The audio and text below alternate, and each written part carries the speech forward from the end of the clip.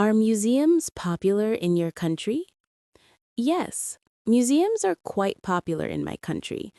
Many people like to visit history and art museums. Students often go there to learn about the past. Families go on weekends to have fun and take photos.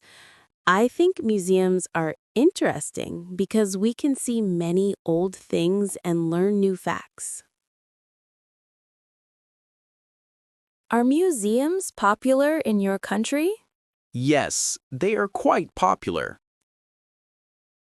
What kinds of museums do people visit? They visit history and art museums. Who often goes to museums? Students often go there. Why do students go to museums? To learn about the past. When do families go to museums? They go on weekends.